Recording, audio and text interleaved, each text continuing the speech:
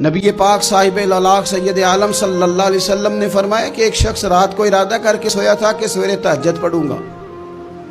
ایک تو وہ ہے جس کا ارادہ ہی کوئی نہیں، فجر پڑھنے کا بھی ارادہ ہی نہیں، سرے سے پروگرام ہی نہیں۔ اس کو پتہ چل گیا کہ ڈاکٹر نے کہا تھا 7-8 گھنٹے سونا ہے، تو اب وہ ٹائم دیکھ رہا ہے 2 بجے سو رہا ہوں، 10 بجے اٹھ جاؤں گا۔ اس کی بیچ میں نیند ہے، صحت ہے، ڈاکٹر کی تنبیہ ہے، پر فجر تو شامل ہی نہیں۔ حالانکہ اس بات کو اچھی طرح سمجھ لیں، اگر آپ کا فجر پڑھنے کا ارادہ ہے اور 4 بجے کا 3:45 بجے کا آپ نے الارم لگا لیا ہے، تو 2 دن آپ کو الارم جگائے گا، تیسرے دن آنکھ خود بخود کھل جائے گی۔ انسان کی نفسیات ہوتی ہے کہ 2 دن وہ کسی چیز بھی اپنی عادت کو سونے جاگنے میں پکا لے تو تیسرے دن وہیں اس کا وہ مزاج بن جاتا ہے۔ تو اگر نیت ہی نہیں، ارادہ ہی نہیں، پروگرام ہی نہیں، تو کیسے آنکھ کھلے گی؟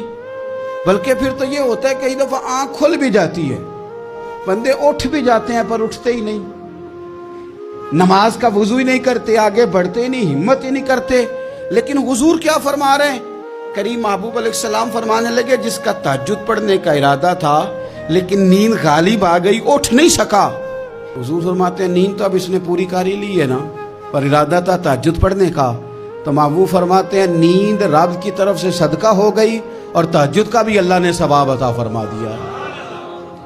ارادے صاف کرے، پکے کرے، نیتیں کھری رکھے، نیت صاف رکھے، اخلاص پیدا کرے، تو پھر تو گھر میں بیٹھے بیٹھے بڑی نیکیوں کا ثواب ملتا ہے۔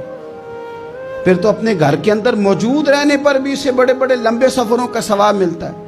حضرت انس بن مالک رضی اللہ تعالیٰ عنہ فرماتے ہیں ہم تبوک سے واپس آ رہے تھے تو نبی پاک علیہ السلام نے فرمایا ہمارے کچھ بھائی ہیں بھائی جو بیٹھے مدینے میں ہیں، پر ہم نے جو گھاٹی بھی طے کی، جو سفر بھی طے کیا، وہ ہمارے ساتھ ہی تھے۔ بیٹھے کہاں ہیں؟ مدینے میں، پر ہم نے جتنا سفر طے کیا وہ ساتھ ہی تھے۔ حضرت انس بن مالک کہتے ہیں ہمارے تو کان کھڑے ہو گئے کہ بیٹھے بھی گھر ہیں اور ہمارے ساتھ ہیں۔ حضور سید عالم علیہ السلام نے پھر بات کو کھولا اور فرمایا وہ جان بوجھ کے نہیں بیٹھے رہے، ارادہ ان کا پکا تھا ہمارے ساتھ آنے کا، لیکن کسی مجبوری کی وجہ سے نہیں آ سکے۔ کوئی بیماری نے آ لیا تو نہیں آ سکے، چونکہ وہ مجبوری کی وجہ سے نہیں آ سکے، آ نہیں سکے، لیکن رب کریم نے ہم جس سفر سے گزرے ہیں اس کا اجر انہیں عطا فرمایا ہے۔ ثواب میں، اجر میں وہ برابر کے شریک ہیں، چونکہ ان کا ارادہ پورا تھا، پروگرام پکا تھا، وہ آنا چاہ رہے۔